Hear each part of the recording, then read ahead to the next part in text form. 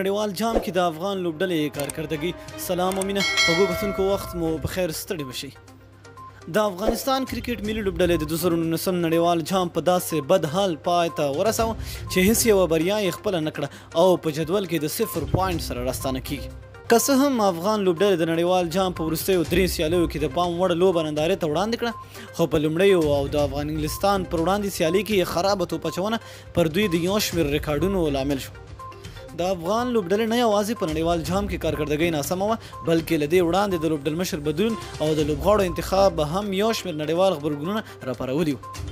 د افغانستان کرکټ بورډ مشر عزیز الله فضلي له نړیوال جام یوه نیمه میاشت وړاندې اصغر افغان په ناخبرۍ ګوښه او پر ځای ګلبدین نایب لوبډل مشر وټاکه چې دغه پرېکړه په نړیواله کچه له نیوکو سره مخ شوه او همدا ډول یې د لوبغاړو ترمنځ بې اتفاقي رامنځته کړه. دلته په نړیوال جام کې د افغان لوبغاړو کارکردګۍ ارزو. لومړی د توپوهنې برخه. په نړیوال جام کې د افغان لوبډلې لومړۍ ستونزه د توپوهنې وه چې د محمد شهزاد له ټپي کېدو وروسته یې سم اوپنر توپوهونکی ونه موندل. همدا ډول په منځنۍ لوبغاړو کې هم توپوهونکو د پام وړ فعالیت ونه ښوده او د پای لوبغاړو د زیاتو منډو جوړولو مسؤلیت ونه مانه.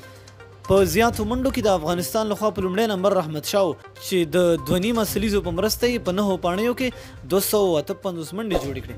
نجیب زدران د 213 منډو سره په دویم، حشمت شاهدي 190 منډو سره په دریم او ګلبدین نایب 194 منډو سره په څلورم نمبر زیاتې منډې جوړونکي لوبغاړي وو. د افغانستان لخوا رحمت شاه او حشمت شهیدي 2 نجیب زدران، محمد نبی او اکرام علي خیل یوه نیمه سلیزه ووهله. په یوه لوبه کې تر ټولو زیاتې منډې 80 اکرام علي خیل جوړې کړي. د دوی لخوا هیڅ کوم لوبغاړي په سلیزه وهلو بریالی نه شو. زیاتې څلوریزې. په څلوریزو کې رحمت شاه له ټولو وړاندې دی. نوموړی په 9 سیالیو کې ټولې 15 څلوریزې وهلي. همدا ډول نجیب زدران 25، حشمت شاهدي او ګلبدین نایب شل څلوریزې وهلي. په شپږیزو کې زیاتې 15 اصغر افغان وهلي. همدا ډول نجیب زدران او راشد خان څلور شپږیزې وهلي دي.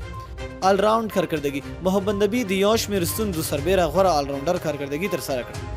نوموړي 107 منډې جوړې کړې او په نړیوال جام کې د افغان لوبډلې لپاره تر ټولو زیاتې 10 ویکټې یې واخیستې.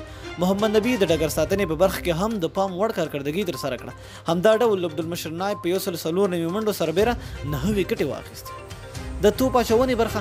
افغان لوبډلې په وروستیو څو سیالیو کې د توپ اچونې په مرسته سترو لوبډلو ته سخت ځواب ورکړ، خو ناسمې لوبډل مشرې او کمې تجربې بریا په برخه نه کړه. د افغان لوبډلې لخوا په توپ اچونه کې محمد نبی په 9 لوبو کې 10 ویکټې واخیستې، ګلبدین نایب 9، دولت زدران 8، مجیب زدران او راشد خان 9 ویکټې واخیستې. که څه هم راشد خان په نړیوال جام کې زیاتې ویکټې وانه اخیستې، خو له انګلستان پرته د نورو لوبډلو پر وړاندې اقتصادي توپ اچونه وکړه. لوبډل مشرۍ ستونزې. بلخوا یوه ستره ستونزه د لوبډل مشرۍ او د لوبې لپاره د لوبغاړو انتخاب و چې د نړیوال جام تر پایه افغان لوبډلې 2 منظم اوپنر توپوهونکي او چټک توپوهونکي ونه موندل.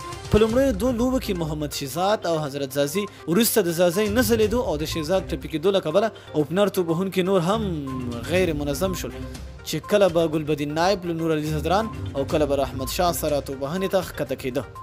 د لوبډل مشرۍ په لړ کې ګلبدین نایب ځینې داسې ناسمې پرېکړې وکړې چې ان د سترو ماتو لامل شو.